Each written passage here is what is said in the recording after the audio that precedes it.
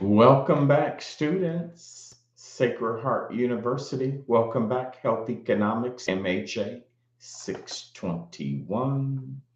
This is Dr. D, of course, your instructor. We're going to go ahead and do a overview on the final module of this course, Module 4, Economic Evaluation and Analysis. This module has 2 weeks, week 6 and 7. In week 6, we will compare and contrast revenue, reimbursement, and remittance from private payers as well as government programs. And in week 8, we will use statistical, analytic, and economic modeling to analyze the efficacy and efficiency of healthcare delivery. So in Module 7, you're going to explore revenue reimbursement and readmittance as it relates to both private and public payers. Actually, you're going to compare and contrast the differences between a private payer and government payers through government specific programs. Kind of compare and contrast those revenue models, look at the different reimbursement rates, if you will. Ultimately, you're going to analyze the impact of these revenue models on the healthcare provider and the effectiveness of the different reimbursement rates. That can also be known as the payer mix as well. Within your environment, some of your payers will tend to reimburse more for the same procedure compared to other payers, particularly government payers that tend to pay less, especially when we talk about Medicaid.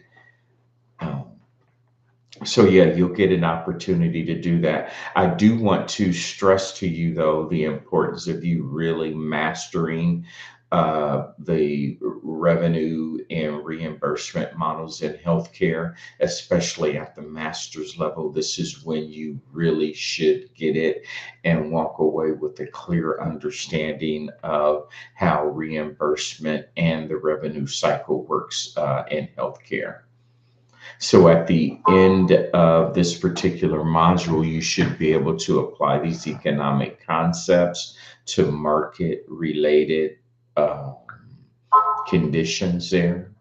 You should also be able to articulate the difference between revenue reimbursement and readmittance.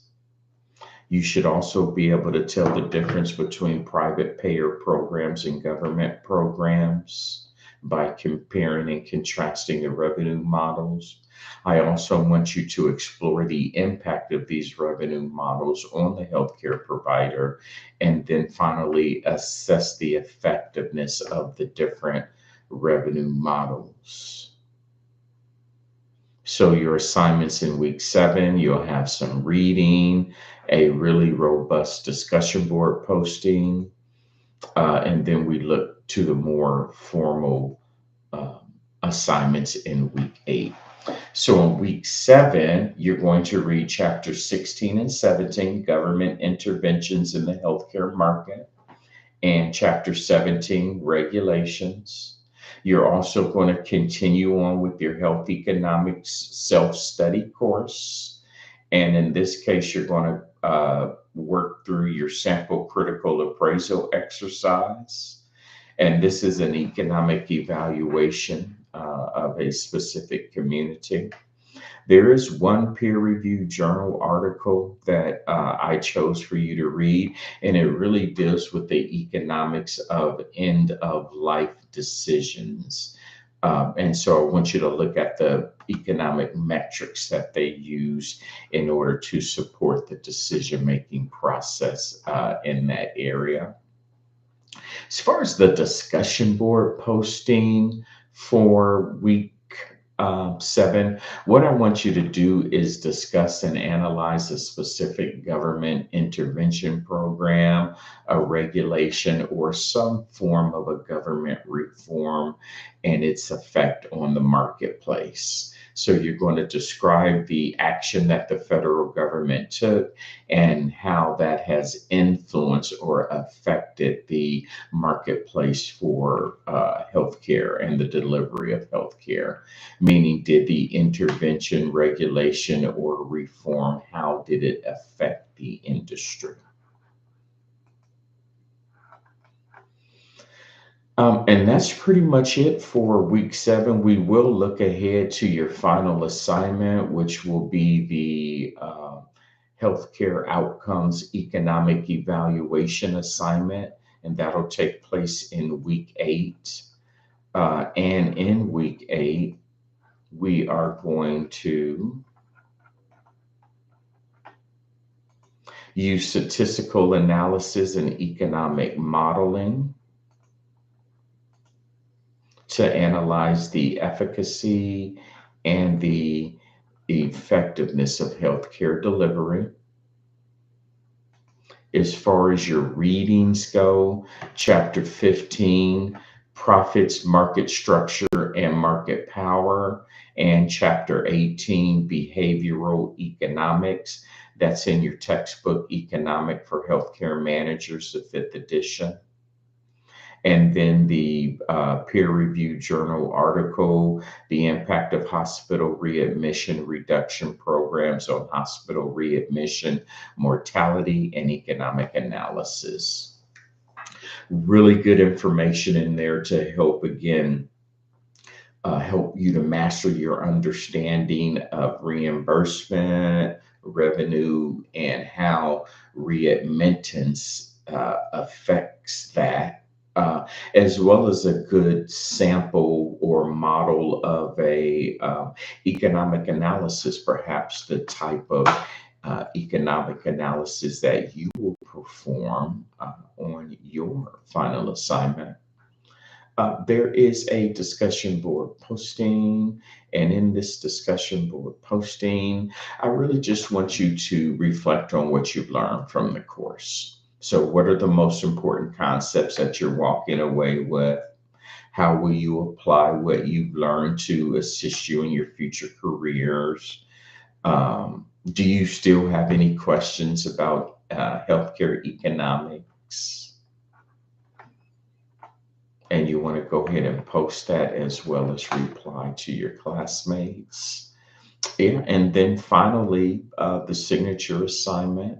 That's the week 8 assignment, where you're going to design and orient several essential topics that you've learned from the course to aid your understanding of the value of economic evaluation.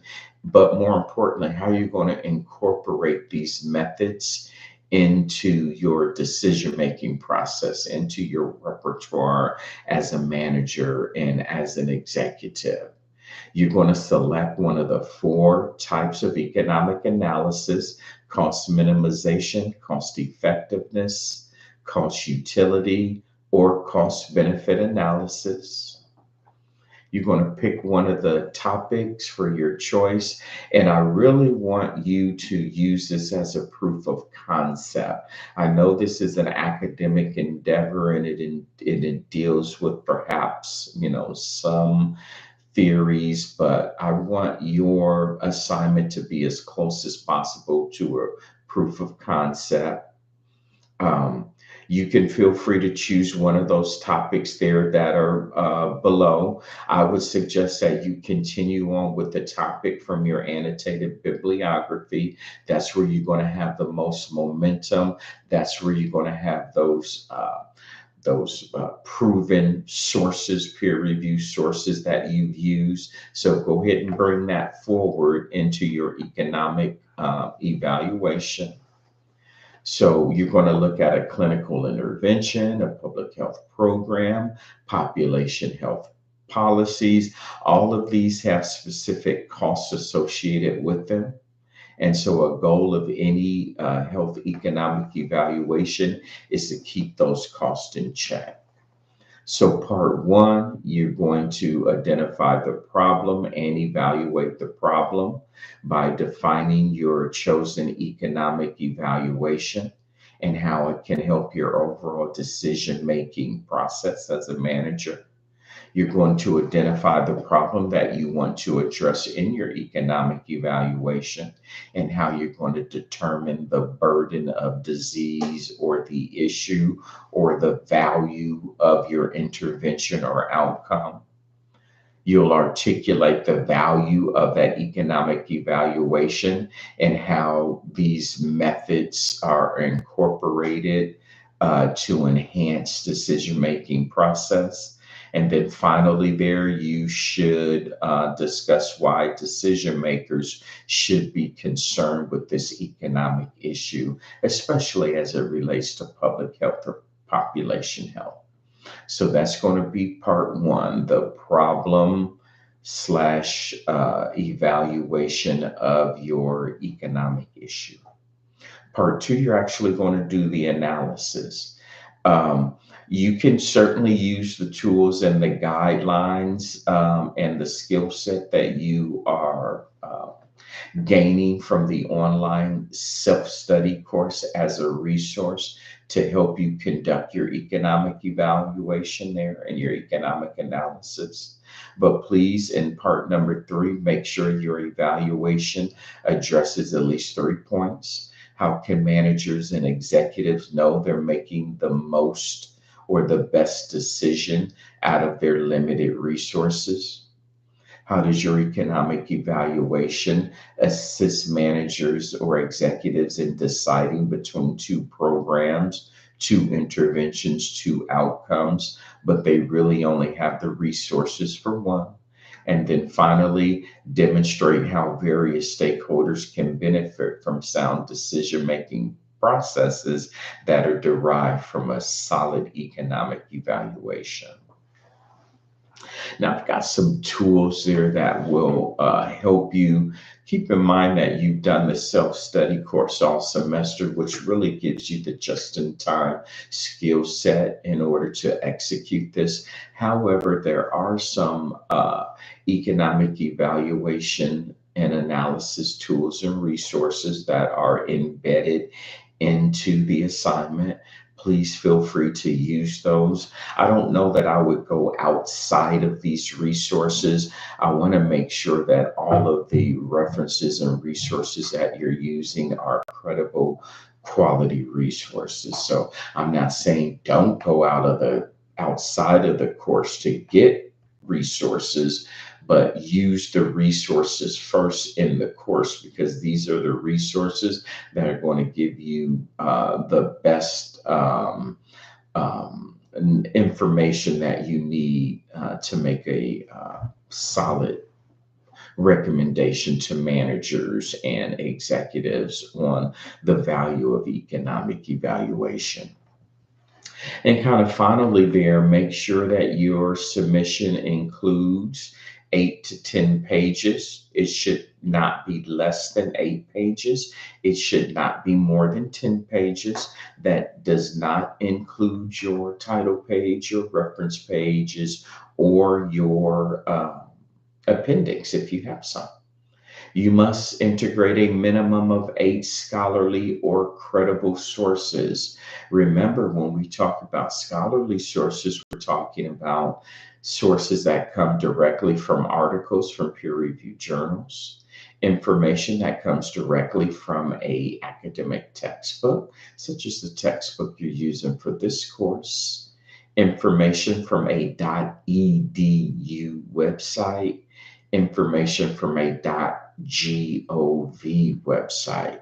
Those are going to be your 4 scholarly sources. When we look at credible sources come from trade associations, professional associations. They come directly from manufacturers or creators of content, if you will. They can come from uh, other sources that I would say that aren't .org or .com sources. And that doesn't mean that sources coming from .org or .com aren't credible. You just have to differentiate and discern which of these sources that you use that aren't coming from scholarly or credible sources. You have to determine which ones are credible. Just be careful, though, that you don't have a reference page of sources and most of them are not scholarly or not credible. That would be a big red flag. You must include an AI generated graph, table, or chart to illustrate the concepts or principles in your economic evaluation. And then, yes, go ahead and add a title page and a dedicated reference page. Okay, I think that is it. And that will actually be the final assignment for this course. If you have any questions, comments, or concerns, please don't hesitate to reach out to me. I am here for you. Thank you, and thanks for all your hard work this semester.